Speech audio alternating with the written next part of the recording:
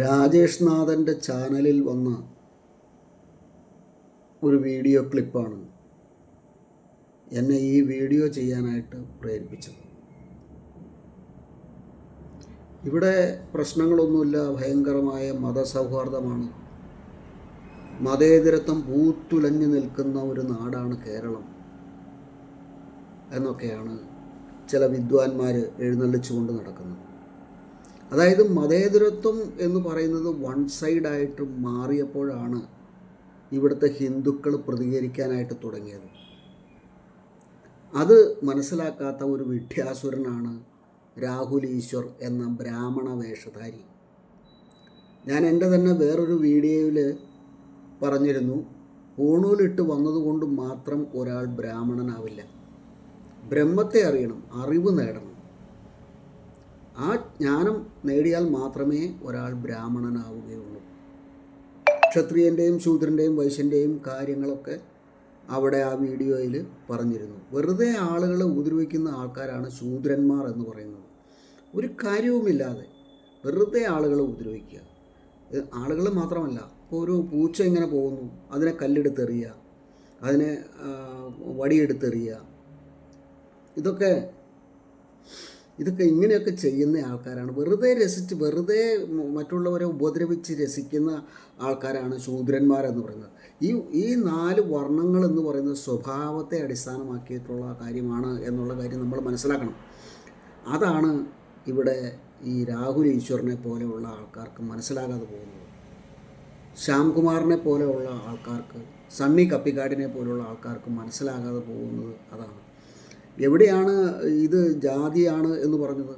ബ്രാഹ്മണൻ, ക്ഷത്രിയൻ, വൈശ്യൻ, ശൂദ്രൻ എന്ന് പറയുന്ന ജാതിയാണെന്ന് പറഞ്ഞു നിൽക്കുന്നത് എവിടെയാണെന്നൊന്ന് പറയാമോ? എന്ത് പറഞ്ഞാലും ഒരു കുഴിക്കാട്ട് പച്ച എടുത്തുകൊണ്ട് വരും. നമ്മൾ പഴയ കാര്യങ്ങളൊക്കെ അങ്ങോട്ട് വിടുകയല്ലേ വേണ്ടത്. എന്ത് പറഞ്ഞാലും മനുസ്മൃതി കത്തിച്ചു. അംബേദ്കർ മനുസ്മൃതി കത്തിച്ചു. അംബേദ്കർ ഇസ്ലാം മതത്തെ പറ്റിയും പറഞ്ഞിട്ടുണ്ടല്ലോ, പർദ്ദയിട്ട സ്ത്രീകളെ പറ്റി പറഞ്ഞിട്ടുണ്ടല്ലോ അംബേദ്കർ. അതെന്താ പറയാത്തത് എന്നാണ് ശ്രീജിത്ത് പണിക്കർ അന്ന് ആ വീഡിയോയിൽ ചോദിച്ചത്. പിന്നെ ഒരു സയ്യിദ് ജലീലിൻ്റെ മകളാണെന്ന് തോന്നുന്നു, ജമീല എന്നാണെന്ന് തോന്നുന്നു. ജമീല സയ്യിദ് ജലീൽ വന്നിട്ട് പാമ്പുകളൊക്കെ പുറത്തേക്ക് ഇറങ്ങും, ചൂടുകാലമല്ലേ, അങ്ങനെ ഇറങ്ങിയ ഒരു പാമ്പാണ് ആര്? KP ശശികല ടീച്ചർ എന്ന വ്യക്തി. ആ വ്യക്തി പറയുന്നത് എന്താണ് നന്ദഗോവിന്ദം ഭജൻസിൽ പറഞ്ഞ കാര്യം എന്താണ്? നന്ദഗോവിന്ദം ഭജൻസിനെ പറ്റി അവർ ക്രിസ്തീയ ഭക്തിഗാനം പാടിയതിനെ പറ്റി പറഞ്ഞത്, ക്രിസ്തീയ ഭക്തിഗാനം ആയിക്കോട്ടെ, പക്ഷെ അത് ഭജന നടത്തുന്നത് ഹിന്ദുക്കളുടെ ഒരു ആചാരമാണ് ഭജന എന്ന് പറയുന്നത്. അതിനകത്ത് വേണ്ട. എന്നാൽ നന്ദഗോവിന്ദം ഗാനമേള ട്രൂപ്പ് എന്നിട്ട് നിങ്ങൾ പാടിക്കോ, ഒരു കുഴപ്പമില്ല. ഭജന എന്ന് പറയുന്നത്, കർണാട്ടിക് മ്യൂസിക് എന്ന് പറയുന്നത് അതൊക്കെ ഹിന്ദുവിൻ്റെയാണ്. അത് മനസ്സിലാക്കുക. അതൊക്കെ ഹിന്ദുവിൻ്റെയാണ്. ആ ഹിന്ദുവിൻ്റെ ആ ഭക്തി സാന്ദ്രമായ ഒരു അന്തരീക്ഷം സൃഷ്ടിക്കാൻ ഉതകുന്ന കാര്യങ്ങളിലൊക്കെ വന്നിട്ട് ക്രിസ്തീയ ഭക്തിഗാനം പാടുക, മുസ്ലിം ഭക്തിഗാനം പാടുക, അതൊന്നും വേണ്ടെന്നേ. അതൊക്കെ അവരുടെ അമ്പലത്തിലൊക്കെ പള്ളിയിലോ ഒക്കെ പോയിട്ട് നിങ്ങൾ ഗാനമേളക്കാരാണെന്ന് പറഞ്ഞ് ചെയ്തു, ഒരു കുഴപ്പമില്ല. അപ്പോൾ ശശികല ടീച്ചറെ ഈ സയ്യിദ് ജലീലിൻ്റെ മകള് ഒന്ന് പാമ്പാണ് എന്നൊക്കെ പറഞ്ഞതിന് ശേഷം പള്ളിയിൽ ഭക്തിഗാനം, ഹിന്ദു ഭക്തിഗാനം പാടുന്നതായിട്ട് കാണിച്ചു. നമ്മുടെ മുസ്ലിം പള്ളിയിൽ അയ്യപ്പ ഭക്തിഗാനം പാടുന്നതായിട്ടൊക്കെ ഇവർ കാണിക്കുന്നുണ്ട്. പക്ഷെ അത് എവിടെയാണ്, ഏത് കാലത്താണ് അത് പാടിയത്? ഇതൊക്കെ എന്നാണ് നടന്നത്? പണ്ടൊക്കെ നടന്നിട്ടുണ്ടാവും. പക്ഷെ നമ്മളിപ്പോൾ പറയുന്നത് ഇപ്പോഴത്തെ ഒരു സിറ്റുവേഷൻ വെച്ചാണ് പറയുന്നത്. ഇപ്പോഴത്തെ സിറ്റുവേഷൻ വെച്ച് പറയുന്ന സമയത്ത് നമ്മളൊന്ന് ആലോചിച്ച് നോക്കിയേ, ശ്രീകൃഷ്ണൻ കുഴിമന്തി കഴിക്കുന്നതായിട്ടൊക്കെ കാണിക്കുന്നത്. അത് ഒരു സ്ഥലത്തല്ല, പല സ്ഥലങ്ങളിൽ. എന്നിട്ട് ഇവർക്കെതിരെ ആക്ഷൻ എടുത്തോ ഇവിടെ ആരെങ്കിലും? അതാണ് ഞാൻ പറഞ്ഞത്, ഇവിടെ ഭരിച്ചുകൊണ്ടിരിക്കുന്നത് ആരാണ് എന്ന് നമുക്കെല്ലാവർക്കും അറിയാം. 6-ാം നൂറ്റാണ്ടിലെ ആ കപട മതക്കാരുടെ അവരെ സപ്പോർട്ട് ചെയ്യാൻ വേണ്ടിയിട്ടാണ് ഇവിടെ ആളുകൾ ഭരിക്കുന്നത്. ഇനി വരുമെന്ന് പറയുന്ന ആൾക്കാരും അങ്ങനെയൊക്കെ തന്നെ ആൾക്കാരാണ്. ഇവിടെയാണ് ഹിന്ദു ഉണരേണ്ടതിൻ്റെ ഒരു ആവശ്യകത.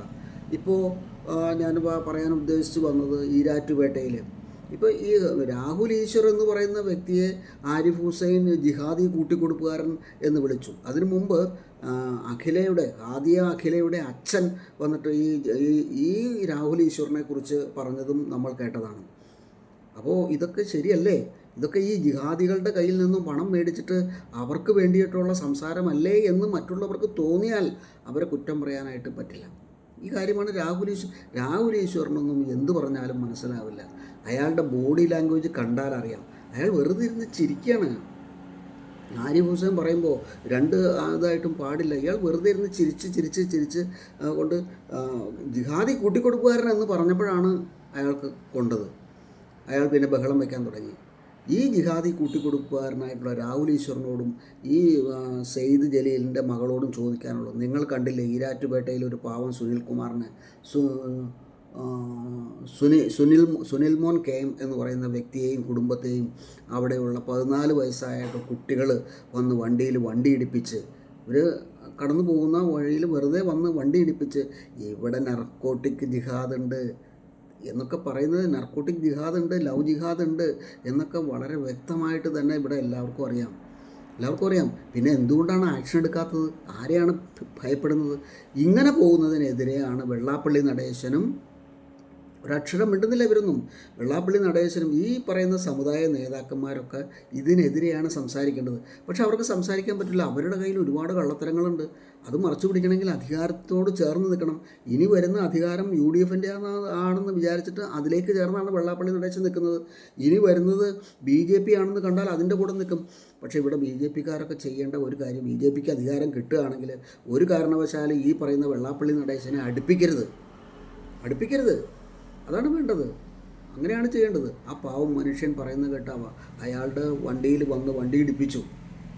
ഈ 14 വയസ്സായ കുട്ടികൾ അവർ വന്ന് ഹെൽമറ്റ് പോലും ഇല്ലാതെയാണ് അവർ വന്ന് വണ്ടി ഇടിപ്പിക്കുന്നത് പുറയിൽ വന്ന്. ഇത് ചോദ്യം ചെയ്ത അയാളെ ഇവർ അസഭ്യം പറഞ്ഞു. ആ കുടുംബത്തെ മൊത്തം തല്ലിയില്ല എന്നേ ഉള്ളൂ എന്നാണ് അദ്ദേഹം പറയുന്നത്. ആ വീഡിയോ ഞാനിതിനകത്ത് പ്ലേ ചെയ്യാം, കുറച്ച് ഭാഗങ്ങളൊക്കെ.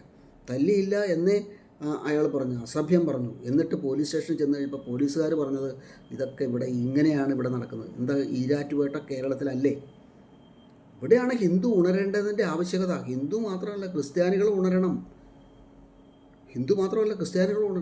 ഇവരുടെ മതഗ്രന്ഥത്തിൽ പറഞ്ഞിരിക്കുന്ന ഈ 6-ാം നൂറ്റാണ്ടിലെ കള്ളക്കപട മതക്കാരുടെ മതഗ്രന്ഥത്തിൽ പറഞ്ഞിരിക്കുന്ന കാര്യങ്ങളുണ്ടല്ലോ, അതായത് ലോകം മുഴുവൻ ഇസ്ലാമിൻ്റെ കീഴിലാകുന്നത് വരെ ജിഹാദ് ചെയ്യണം എന്നാണ് ഇവർ കുഞ്ഞു ചെറുപ്പം മുതലേ പറഞ്ഞ് പഠിക്കുന്നത്. സൂര്യൻ ഉദിക്കുന്നതിന് മുമ്പ് ഇതൊക്കെ നിർത്തലാക്കണം. NIA വരണം. ഇവിടെ NIA വന്ന് ഇതെല്ലാം ഏകീകൃത സിവിൽ കോഡ് വരണമല്ലോ. ഏകീകൃത സിവിൽ കോഡ് വന്നാൽ മാത്രമേ ഇതിനകത്തു നിന്നൊക്കെ ഒരു മോചനം, മറ്റുള്ളവർക്കും ജീവിക്കണ്ടേ. ഇവിടെ ഇവർ ജിഹാദ് നടത്തി ലോകം മുഴുവൻ ഇസ്ലാമിൻ്റെ കീഴിലാക്കാൻ നോക്കുന്നതൊന്നും ശരിയായ നടപടിയല്ല. ഇതിനൊക്കെ തടയിടണം. അതിന് കേന്ദ്ര ഗവൺമെൻറ് നല്ല രീതിയിൽ ഭംഗിയായിട്ട് തന്നെ അജിത് ഡോവലിനെയൊക്കെ രംഗത്തിറക്കി ഇത് ചെയ്യുന്നുണ്ട്. അവർ ചെയ്യുന്നില്ല എന്നല്ല പറയുന്നത്. അവരുടെ കയ്യിലേക്ക് ഒരു ഭരണം കിട്ടാൻ വേണ്ടിയിട്ടാണ് കാത്തിരിക്കുന്നത്. കേരളത്തിലൊരു ഭരണം കിട്ടാൻ വേണ്ടി BJPയുടെ കയ്യിലേക്ക് കേരളത്തിൽ ഭരണം വരണം. ഹിന്ദുവിൻ്റേതാണ് ഈ നാട്. എന്ന് പറയുന്നത് ഹിന്ദുക്കളുടെ രാജ്യമാണ്, ഹിന്ദുസ്ഥാനാണ് ഈ നാട്, ഈ ഇന്ത്യ എന്ന് പറയുന്നത്. നമ്മളുടെ തിയറി എന്താണ്? അവരും ജീവിച്ചോട്ടെ. അവർക്ക് പള്ളി പണിയാൻ അവസരം കൊടുത്ത ആൾക്കാരാരാ? ഈ പറയുന്ന ഈ മുസ്ലിമിനും ക്രിസ്ത്യാനിക്കും ഇവിടെ പള്ളി പണിയാൻ ആദ്യമായിട്ട് കേരളത്തിലാണല്ലോ അവർ വന്നത്. എല്ലാം കേരളത്തിലാണ് തുടങ്ങുന്നത്. പള്ളി പണിയാൻ അവസരം കൊടുത്ത ആൾക്കാർ ഹിന്ദുക്കളാണ്. എന്നിട്ട് അവൻ്റെ ആ കിതാബിൽ എഴുതി വെച്ചിരിക്കുന്ന കാര്യം നടപ്പാക്കാൻ വേണ്ടി ഇറങ്ങി തിരിച്ച് പാവപ്പെട്ടവരെ ഉപദ്രവിച്ചുകൊണ്ടിരിക്കുകയാണ്.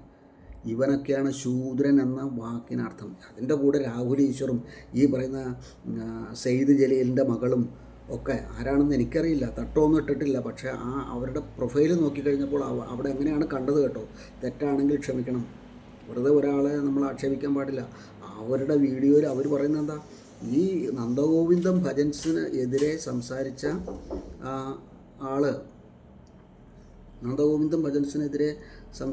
ആൾ ശശികല ടീച്ചർ പാമ്പാണെന്നാണ് അവർ പറഞ്ഞത്. അവരല്ല പാമ്പ്, നിങ്ങളൊക്കെയാണ് ശൂദ്രന്മാർ. മറ്റുള്ള ആൾക്കാരെ വെറുതെ കിടന്ന് ഈരാറ്റുപേട്ടയിലെ സംഭവം കണ്ടില്ലേ? മറ്റുള്ളവരെ വെറുതെ കിടന്ന് ഉപദ്രവിച്ച് മറ്റുള്ളവർക്ക് ഈ നാട്ടിൽ ജീവിക്കണ്ടേ? അവർക്ക് ഈ നാട്ടിൽ ജീവിക്കണം. അവർ അവരുടെയാണ് നാട്, ഹിന്ദുവിൻ്റെയാണ് ഈ നാട്. ഹിന്ദു ഉണർന്ന് എണിക്കണം.